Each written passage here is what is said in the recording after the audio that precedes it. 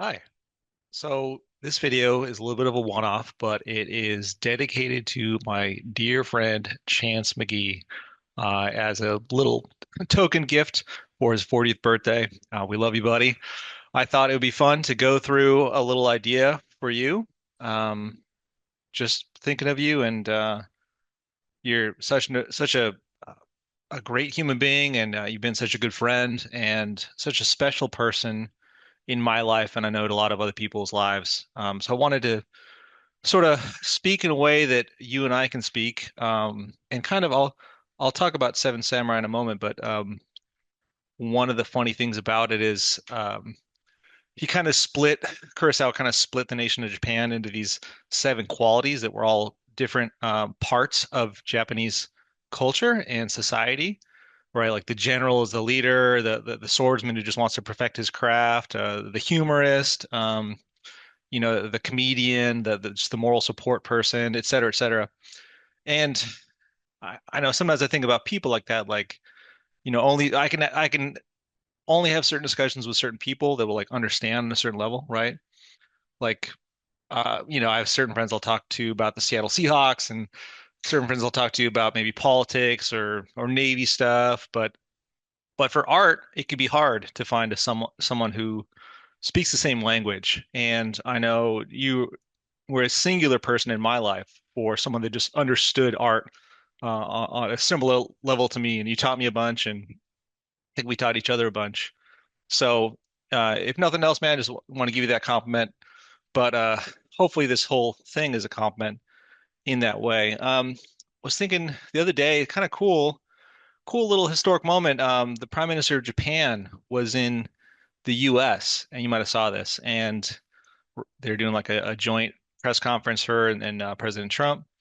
And some reporter asked something like, um, "Why didn't you tell your allies about you were planning on bombing Iran?" And he's like, "Well, she didn't tell us about Pearl Harbor." And it's kind of an offhand joke, but the responses from Japan have been really cool. A lot of people are just they've sort of opened their hearts and are writing these like beautiful articles and even things on X and just saying like how much they appreciate the fact that the U.S. president was able to make a lighthearted joke to make light of this incredibly serious moment in our relations. Obviously, like we were friends with Japan for a long time before that. I think there was like a earthquake in the 1920s, and a bunch of these like American school children raise money to give to the Japanese kids. So there's a long, and we had a lot of military relations, like exchanges. So it was a big deal, of course, a big betrayal at the time, of course. Infamous day that'll live in infamy. So it was so cool. And afterwards, kind of funny because I don't know if it was intentional or what, but on Twitter and X, all these Japanese posts started coming into American posts, and I mean, I was a recipient of that, where my feed changed dramatically, and it's a lot of Japanese people that are like, I thought of you a little bit because it's Texas centric in a lot of ways, but the Japanese like obsessed with American barbecue and obsessed with like big trucks, and the idea of bonfires is like really interesting to them, and they're like, it's very very sweet and very charming, and it's just such a cool moment. But people, yeah, people talking about how they live with this guilt and this shame for, what is it, 85 years at this point? 1941? Yeah, sounds right. Something like that, but 85 years. And then for them to be able to move past it, such a beautiful moment. And I was thinking back to Kurosawa. Um, I'm sure we've talked about him before. Asuka, when we were all in Virginia, she really got me onto him.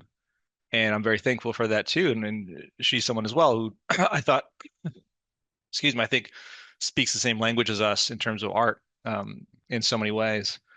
But and you may know this, but Kurosawa was the first to put Japanese cinema on the global map, especially the U.S. map, the Western world map.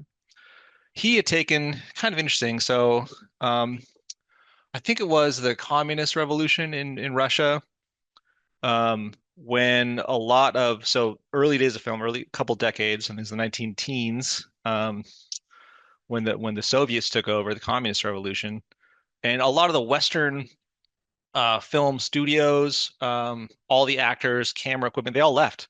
because like we don't want to we don't think this is reliable. Things are too uncertain. Excuse me. So they left Russia, then becoming the Soviet Union, and they just kept making films in Europe and then the US as well. But the Soviets, the people still love films, but they just had no studios, no actors. They weren't able to really import new European or Western films. So they developed a really cool school. It's called the Montage School, where they took old films and learned to edit them in ways to make new films, right? I'm sure we talked about this, but this is just a fun recap, maybe for other people that don't know this. So they developed a really interesting, very, very different school of film, the Montage School. And there's one example you can look up called the Kuleshov effect. And there's like it's basically like juxtaposing images. So there's an image of like a guy, he's kind of like this, like he's just kind of sullen. You're not sure. Cut of him, then it cuts to this like bowl of soup, and it cuts back, and then it cuts to like a woman, and it cuts back, and I forget the third image, but there's multiple images, right? And they give it to test audiences. And like, oh wow, what wonderful acting! This guy is like really showing the nuance of character. And then like you separate the clips and you realize it's the same exact clip of the guy. It's just in the juxtaposition, the reference to this other image that you sort of impose your own view, like you project it, right? Same exact image of the guy, just interspersed with three different contrasting images, which provide a context for his reaction, right? And audience thought it was him acting, but it's not. So that's a short synopsis of the Montage School. Um, and they developed that for a very long time before they could develop their own studios. And Kurosawa was someone who was heavily influenced by that school. And so that's so in a certain ways. And so people knew about Eisenstein, but he was suppressed, and the Soviets like basically just giving him a pension just to live and to not just not make films anymore. The Battleship Potemkin and the all wonderful films of Eisenstein in the early years.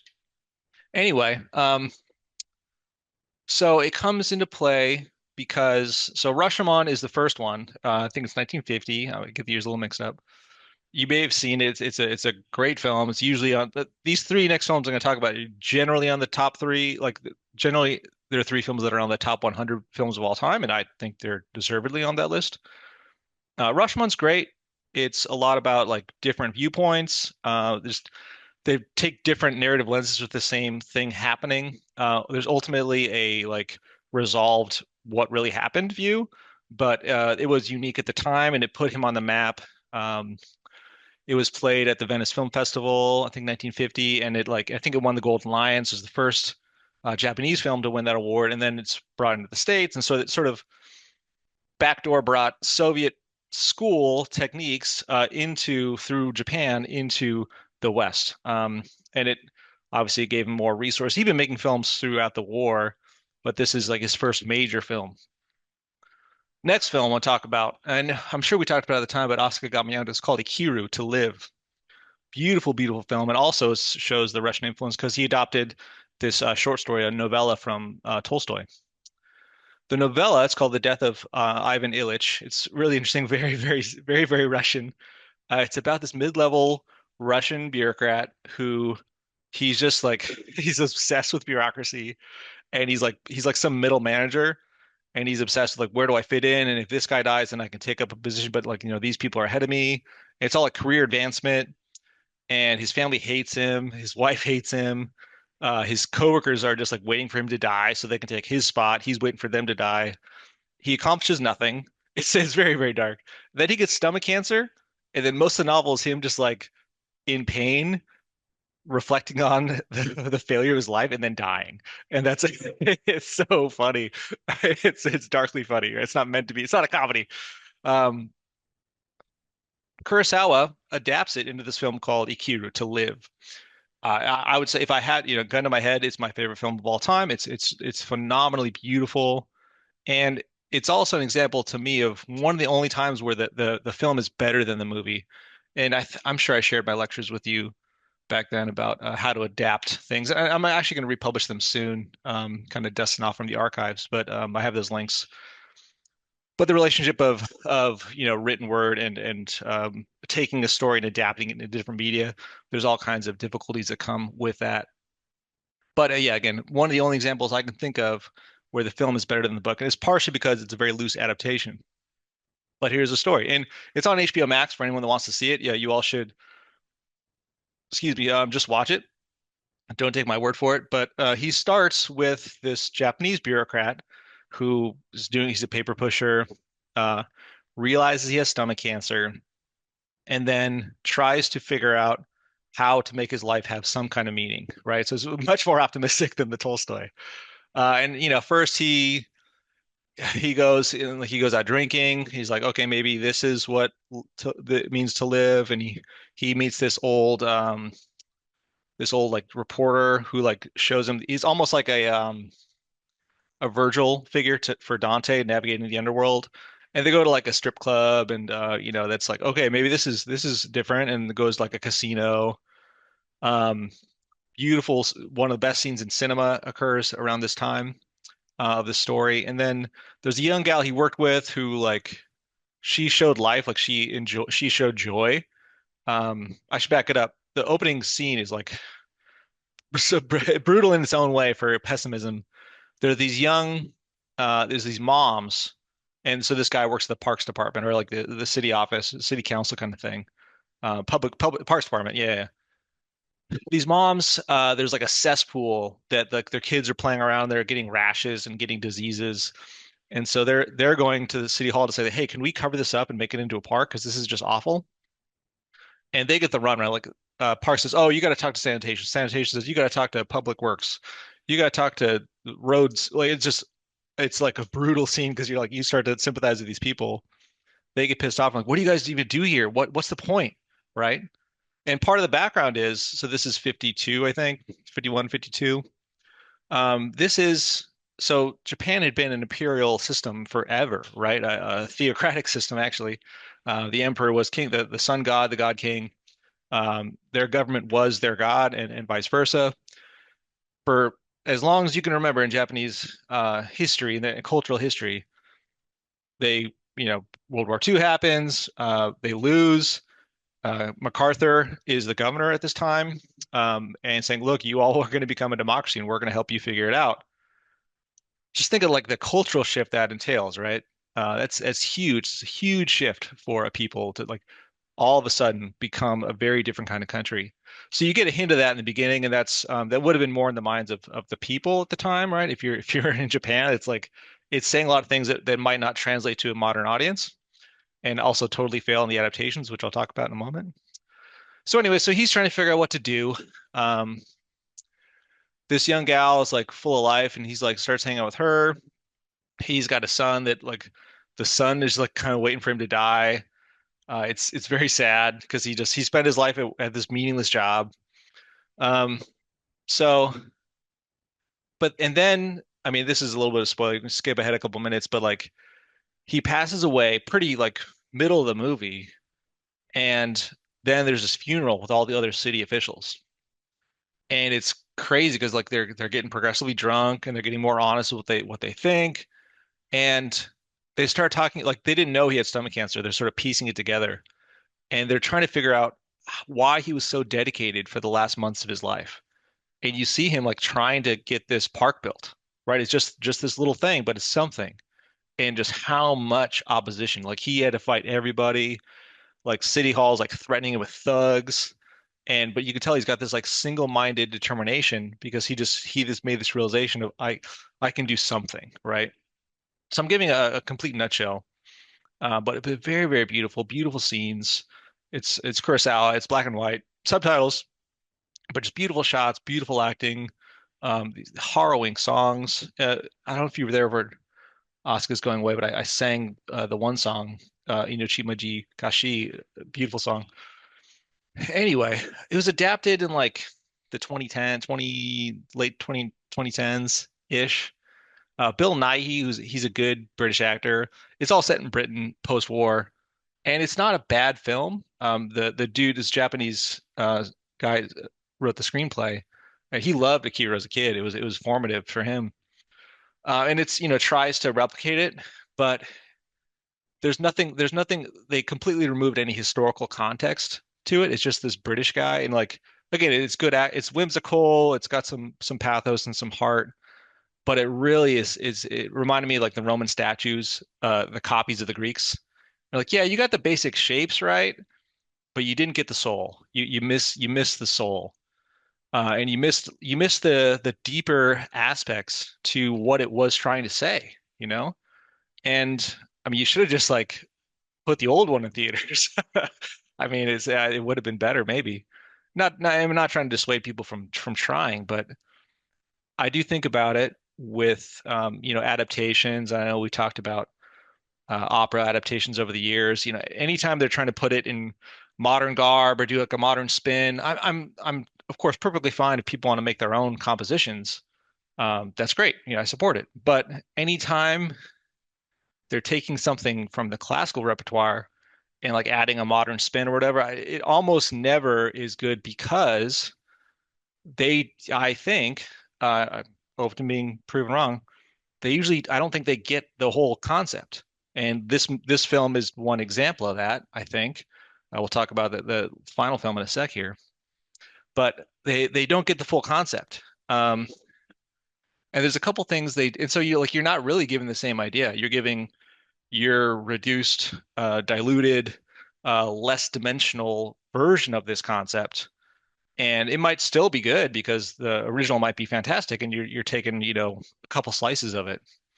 Maybe there's some useful variations, but in general, I see it as losses. And that's me. It's especially, I mean, we joke about opera, like, oh, let's see, we're gonna take a Mozart opera or a Verdi opera, and it's almost like they have like a dice or something, and like, oh, landed on, set it in Nazi Germany.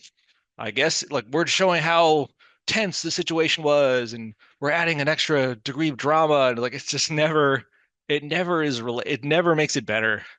If anyone has examples, please share them with me.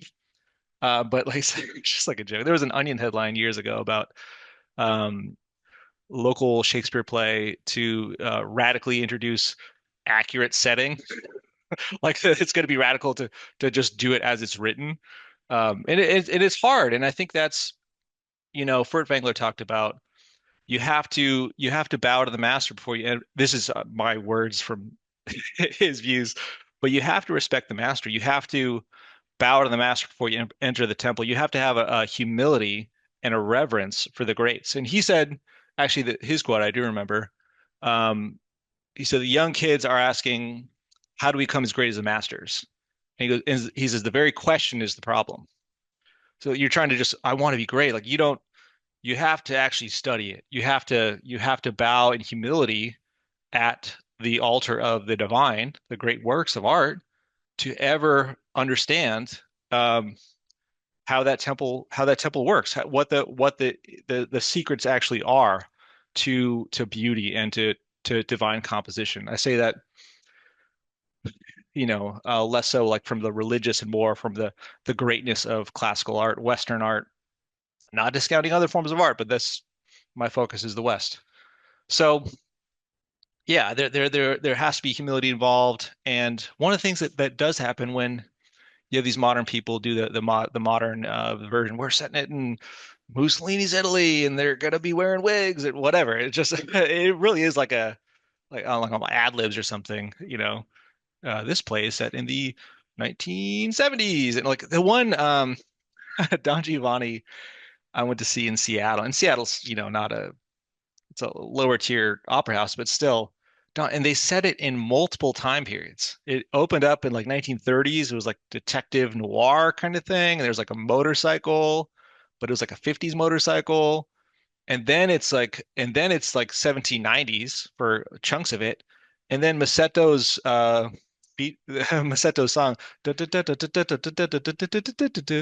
set in the 1950s. It was like a 50s beach party, like a beach film from the 50s. Like what is they can't even decide, like let's just do whatever.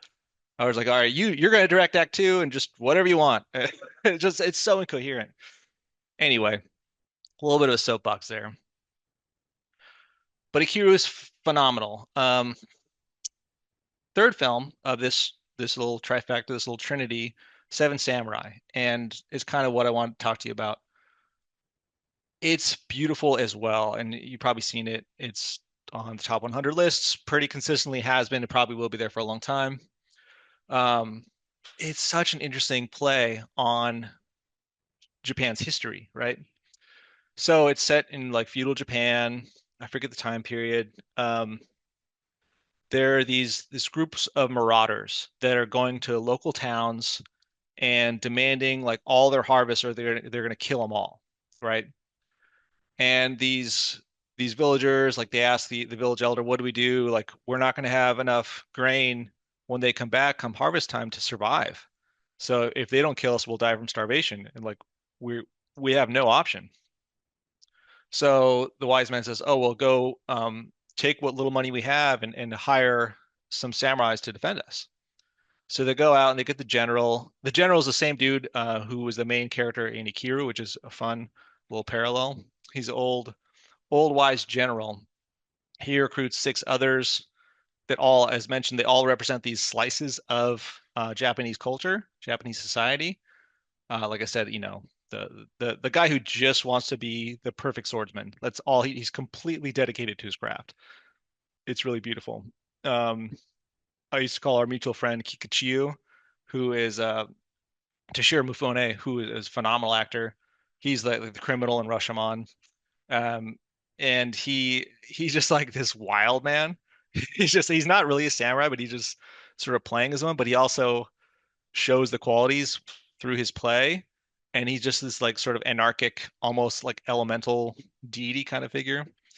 Anyway, it's also kind of, yeah, a little bit of a parallel to, side note, Batman's villains are all his main villains, I think, are all subsets of him. So like the fact that Batman's a vigilante, like he operates outside the law, so that anarchic vigilante is like the Joker, right? His detective work, the counterpart is the Riddler, right? These puzzles he has to solve, and on and on and on. Kind of neat. Anyway, um, and so they're defending the village. That the marauders come. Middle, you realize that these villagers have all these old weapons, and you're like, wait a minute, what? Why do you have these weapons? What's going on there? Right? So it's a funny play on the history of Japan, and it's almost reminds me of the prime minister thing this last week because all of a sudden these villagers are like an island people. They're separated and they're completely vulnerable to these outside raids. And their survival depends on their own defense, but they have to look to a sense another foreign power to defend them and to survive in a new way, right? So I don't want to like spell it all out, but there's a lot there when you think of the historical context. Um, the modern adaptations and this film is imitated all the time. It was actually kind of the first team up movie that I'm aware of, or at least that's film history suggests. I could be wrong, but that's last I remember reading about it. It was one of the first team up movies, like a super team. And it is a fun exercise if anyone's ever curious to compare that to like really any one or group of the imitations, and you'll see that they're also different kinds of Roman copies. It's just like the same shape, but you're not getting the depth, you're not getting the beauty. It's hard to match, right? I mean, this is one of the greatest films ever made. It's very long, but it's well written. So Magnificent Seven is one. We'll talk about that in a sec. A Bug's Life is a famous, very different version, but the same core story, really. Obviously animated, but it's been remade again and again and again and again. Magnificent Seven is interesting because so Sergio Leone, this Italian director, and this is the era of the spaghetti western, and it's funny because Texas, right? Texas connection. The Cowboys. It's almost like if you were to go into like let's say 2200 or 2200 and like everyone would be like fetishizing the 80s as is like oh the 80s like the way the sort of popular misconception of how people everything was neon, right? When in fact most things were very brown in the 80s, like brown and smoky and like shag carpeting still. But people have this view, oh, it's all neon and like funky mesh glove. Like that's not really what it was. But cowboys to me are almost fetishized to that, and not, of course, modern cowboys are different, but like just the cowboy era. Part of it comes from this spaghetti western period where Sergio Leone was making films in Italy. Clint Eastwood, this, the good, bad, and the ugly. This kind of period, and Magnificent Seven is one of those that in that sort of realm, right? But interesting that they took a lot of the samurai standoff, right? There's the two gunmen in the OK Corral, whatever they come to the city streets, and high noon we're going to draw whatever, and it's fun. Like they're good movies and they're fun. But it's kind of a funny connection that we developed our a lot of our idea of a modern cowboy from what we had a view of the modern samurai. And it's funny with like Twitter this last week because like it's beautiful. These Japanese people singing Country Road Take Me Home and you'd realize how into barbecue and bonfires and American culture.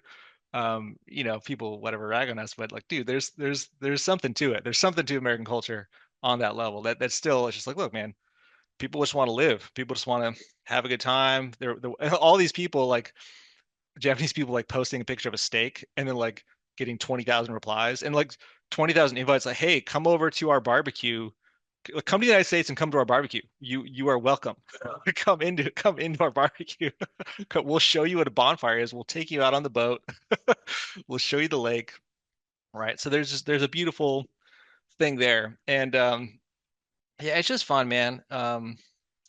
It's fun. I think there is a humility associated. I want to talk a little bit about maybe Shakespeare for a sec, just because it's on my mind and like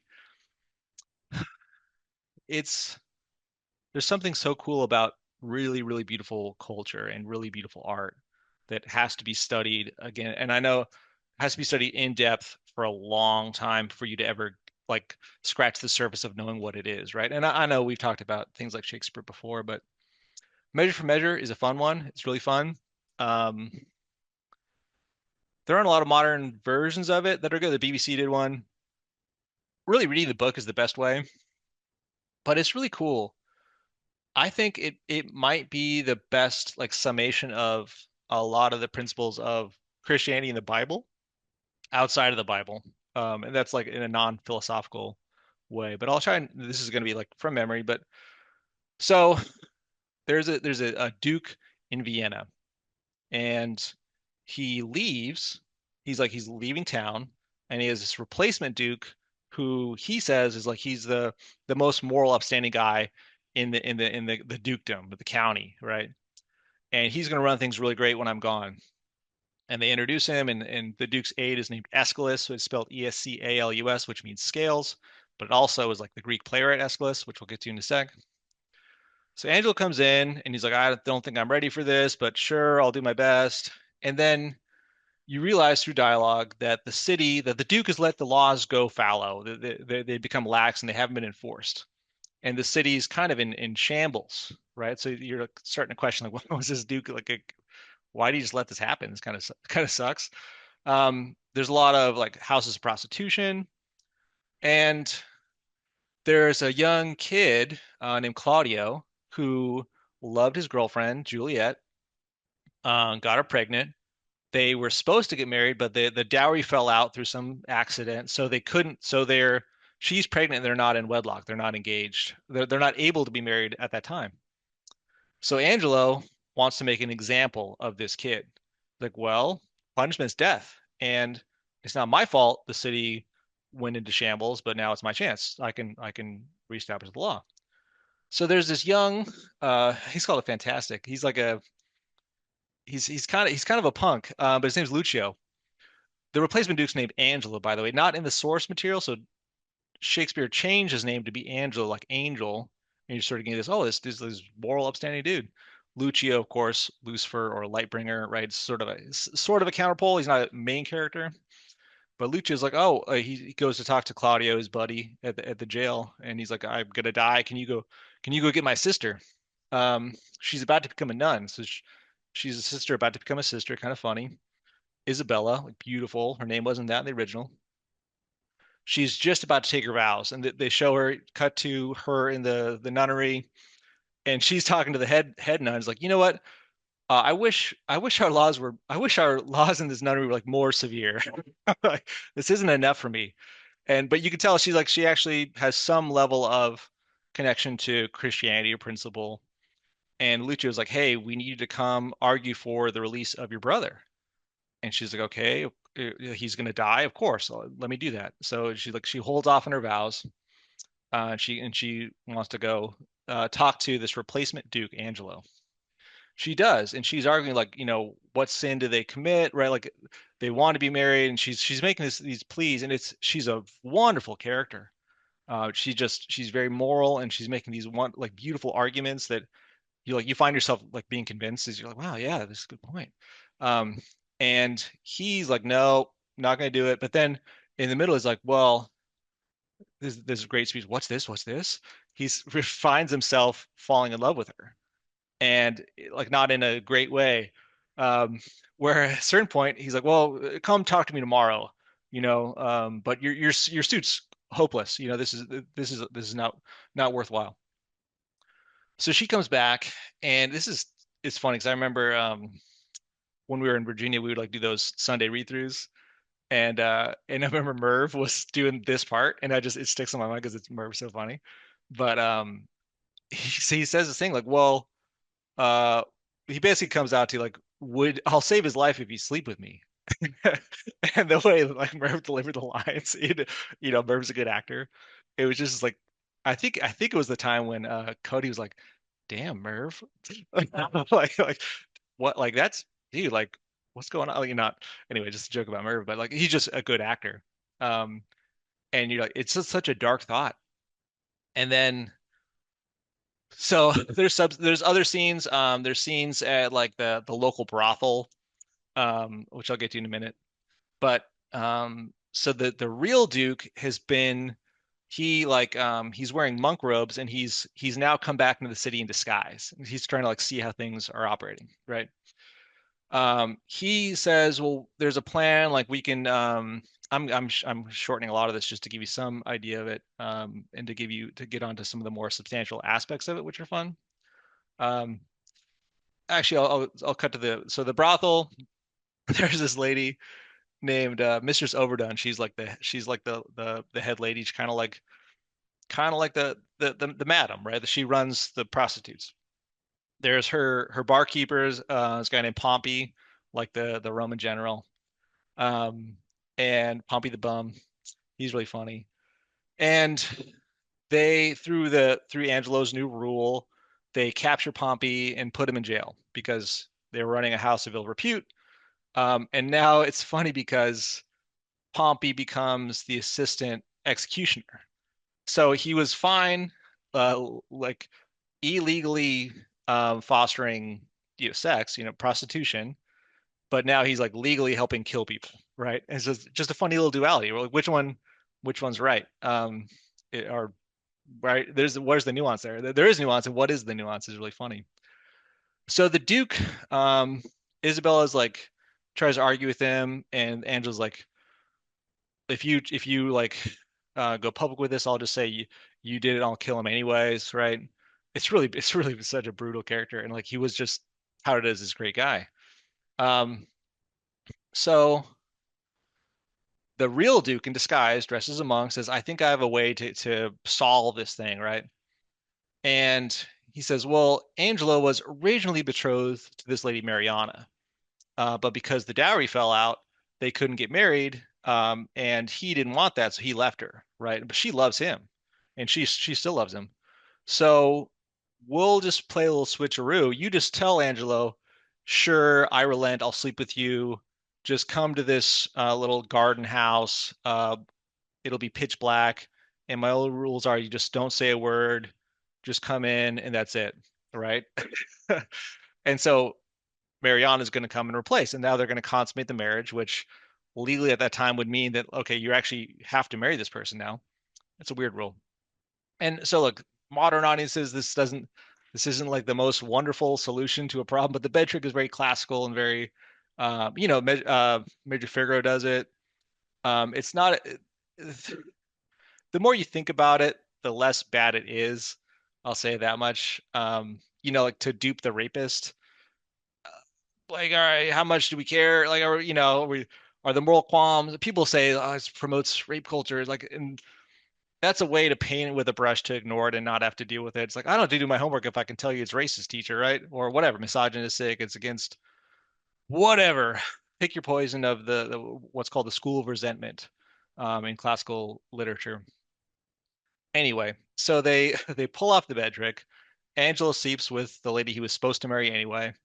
Um, the Duke arranges, so Claudio's supposed to be executed, right?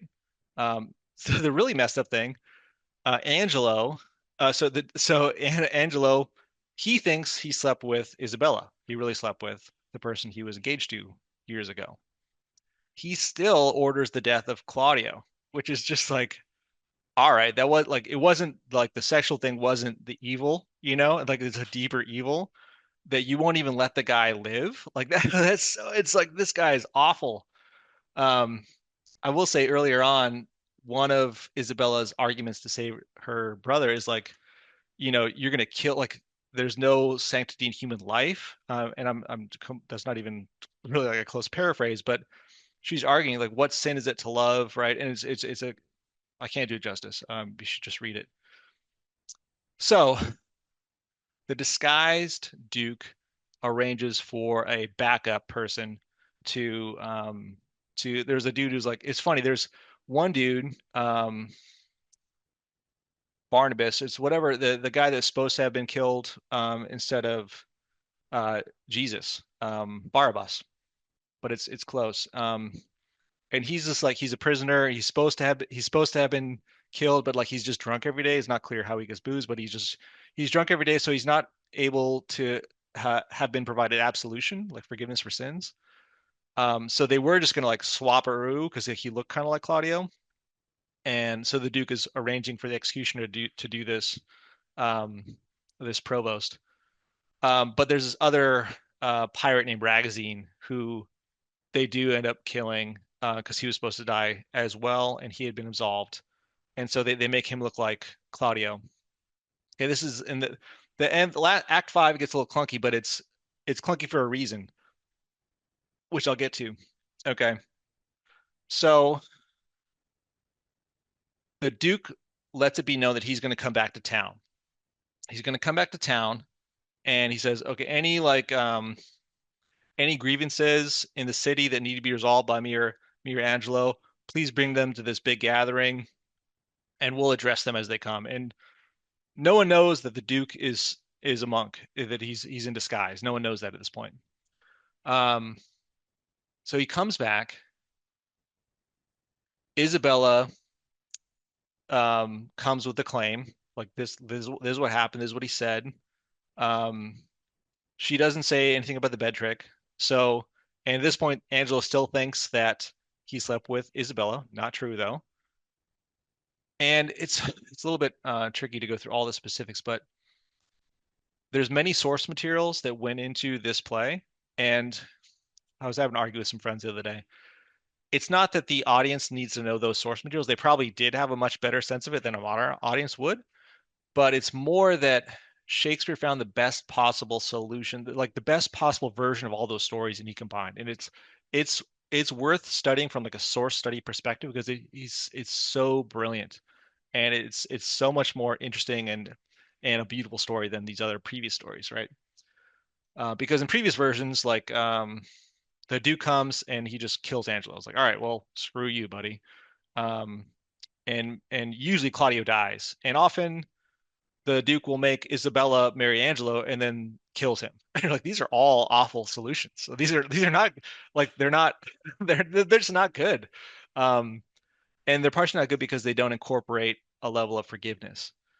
So Angelo comes out. He's like, no, that she's making it up, Duke. Like this is crazy. Um, we killed Claudio the same way. They make Isabella think that Claudio's dead, right? That they don't reveal that to her. And um, so the solution for the Duke, the initial solution is, all right, well, Angelo, you're gonna marry Mariana, and then we're gonna kill him. And which is pretty brutal, right?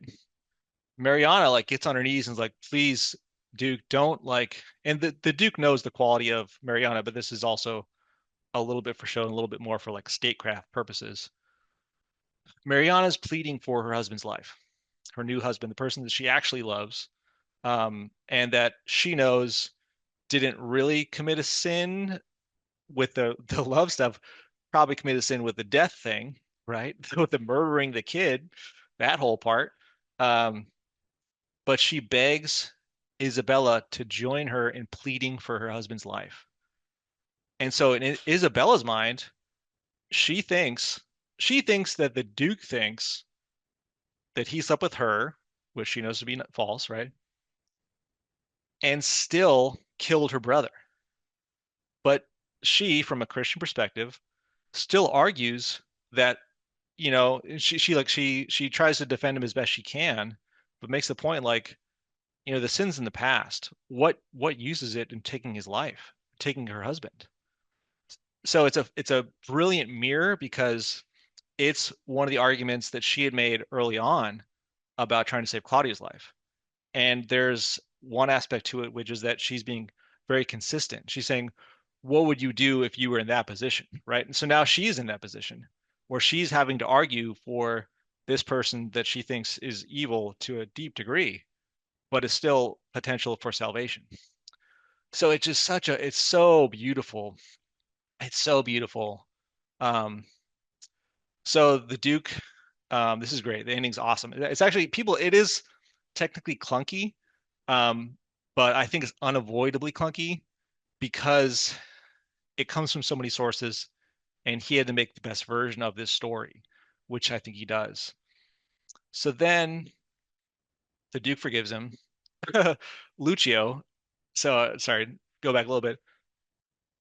Um, I'll get to that in a second. Yeah, so the Duke had been in disguise and was sort of hearing what different people were saying about the Duke.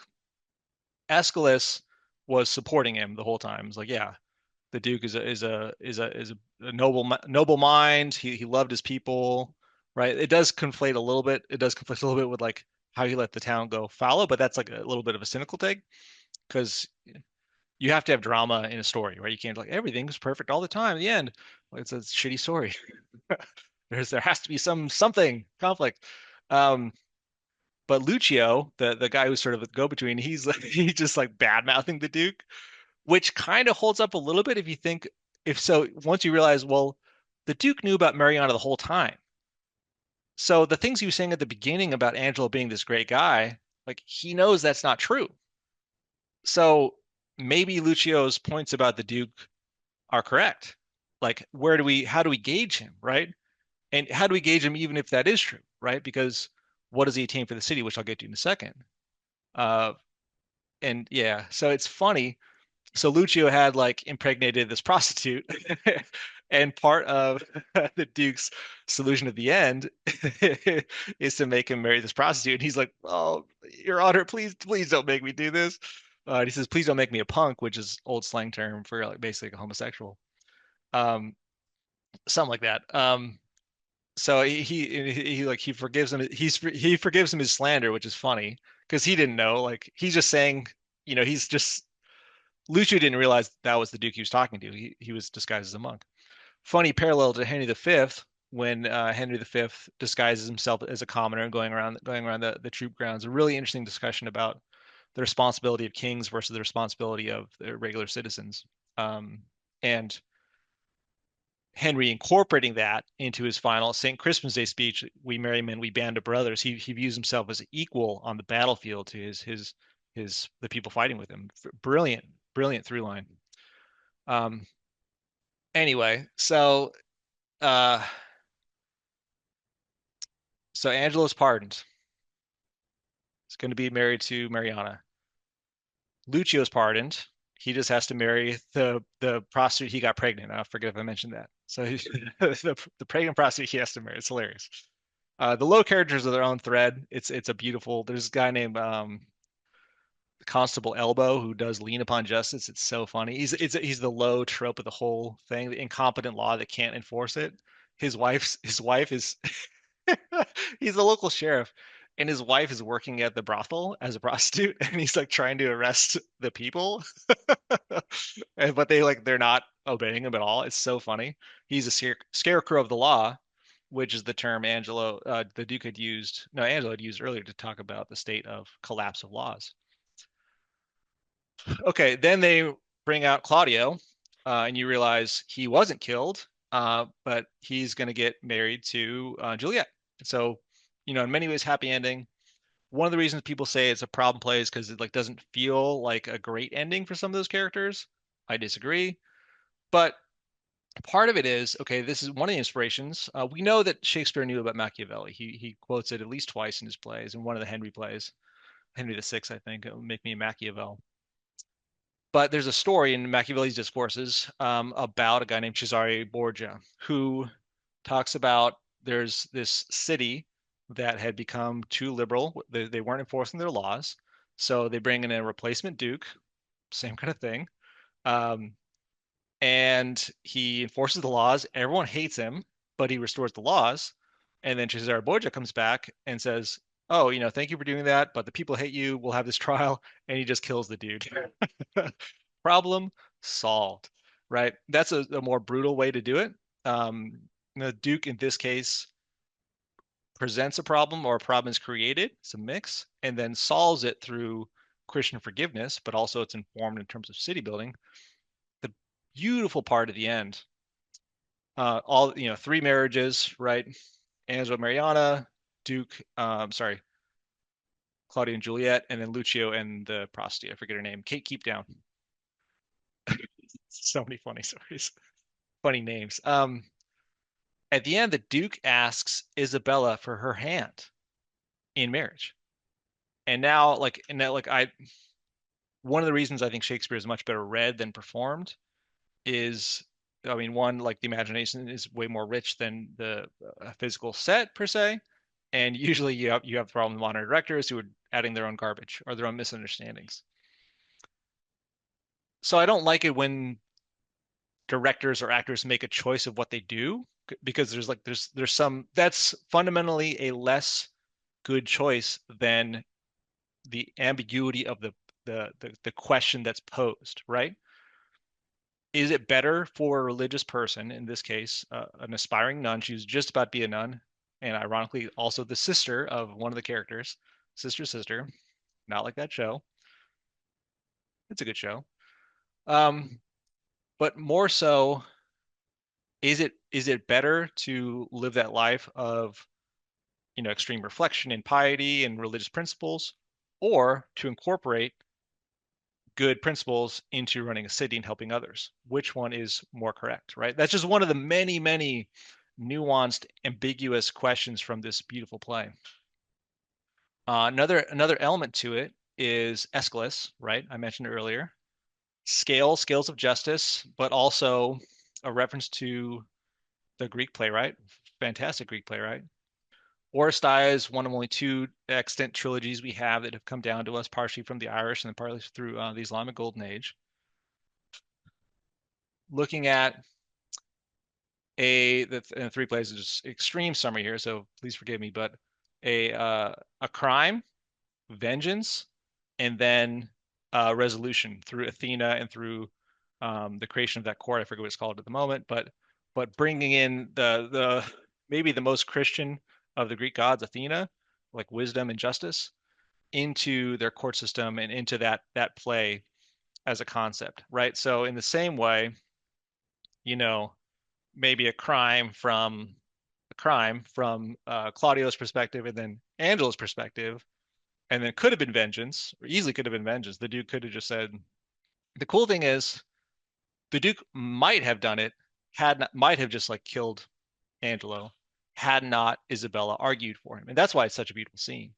It also reminiscent in a funny way. I think there's some parallels to Marriage of Figaro, right? The Duke brings back prima nocta, so terrible and kind of hilarious.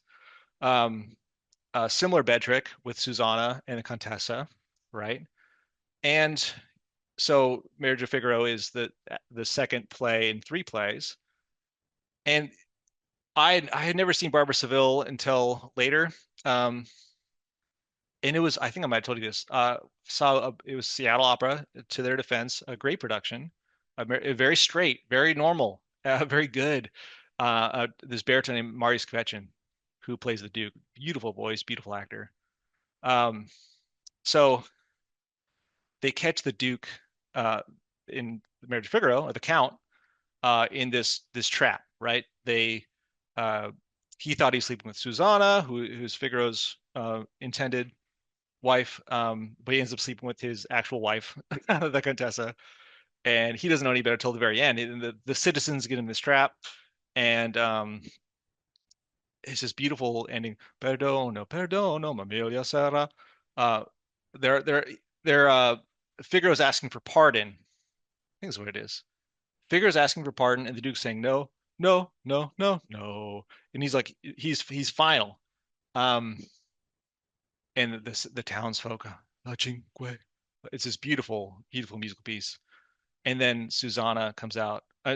Tessa comes out. She reveals that she was actually the one that he slept with, and she goes, "Da, da, da, da, da, da, da, da, da, da, da. Well, would you forgive me?" Right? That's like the trap is set, and he's totally embarrassed. And the thing that sold to me was this beautiful performance. I didn't understand this aspect of the play, but Maurice Kvetchin, he just like it's dead silent. There's like such dramatic tension, and he gets on one knee, and this beautiful, just pianissimo, but like very strong, is this beautiful baritone. And he goes, Perdono, perdono. And he's asking for pardon. Like he now is the table's totally turned. He asked to ask for forgiveness, like genuine and like a cynical person. Oh, he's just trying to get out of it. No, once you realize a huge chunk of the Barber Seville is the Duke and the Count and the Contessa's love for each other, and their struggle to come together, and the fact that he really does love her. This actor showed me, oh, like he actually does love her, and it might seem like forced to, but like in that moment, it just struck me. Oh my God, he loves her, and he sees the error of his ways, and there's this beautiful redemptive quality of forgiveness, right? Shelley has this image of like the heart that becomes ossified in stone, and only the only way to soften it is tears, is like deep emotion. And to me, that struck me in that Marriage of Figaro. He got on one knee. It was so he's just like slow motion. The whole audience, for once in Seattle was just like on pins and needles. Perdono, perdono. Beautiful, brilliant. Anyway, there's that quality, and that's it. Just it moves you, and you see it, and you to have a work of art to show you what forgiveness is, and then to base a whole city governance, and it's not like a political thing, but it's a beautiful window into that potential, um, to show that that's maybe the solution to what had plagued them before, right? So there's that Aeschylus connection too, right? There's that potential, and there's that looking to the classics. But funny, in going back to Measure for Measure, the Duke didn't choose Aeschylus to be the leader. So that's interesting, right? What does that say? And I think it's mostly to the question of creating the drama that then has to be resolved, right? But it's so beautiful. It's such a beautiful take. Um, and that's, you know, one of the things I love, and I've thought about these plays, and I'm giving a real nutshell, right? There's more we can say. I'm writing more to spell it out more, and it is a lot better when you read the different source materials too. One of the other sources was a book by a dude named Cinthio, Canthio, a book called the Hecatomiti. I'm not going to spell it, but it's kind of like the Decameron, like a bunch. It's like 100 stories, maybe 60 stories in that one. One of the other stories became Othello. Kind of neat. Really actually neat. Yeah. Anyway, whole other subject, but fun too. One of the things I try to do with this is to these plays have stuck with me for like over like I don't know, at this point over 12, 15 years, a long time. almost 20 years actually, some of them. And I just they like get under your skin and they just but like something's not quite right and something's not quite uh gelling. I've just done a bunch of research. The fact that some of the key characters in the Merchant of Venice are were members of the Fourth Crusade, which is a really cool aspect. Different play for a different day. Trademark that one. Anyway, but these plays are they're underrated within the Shakespeare realm, and they're also just such good examples of something you can study and dive into, and the more you look into it, the better it gets, right? It's almost like a reverse onion or something. Like, oh, there's more layers. They keep adding. You take one off and five grow. And it's just and to see the interconnections is fantastic. So anyway, um that's my little gift to you, buddy. I love you, miss you. Hope you have a good birthday. Um, yeah, man. I just art is critical, man, and it's the world is a better place because you're in it and you're one influencing your beautiful family, but you're also making people happy. You're giving them a little window into art, into something beautiful, into some kind of reflection about themselves, right? Often comedic, which is great, but just I think that's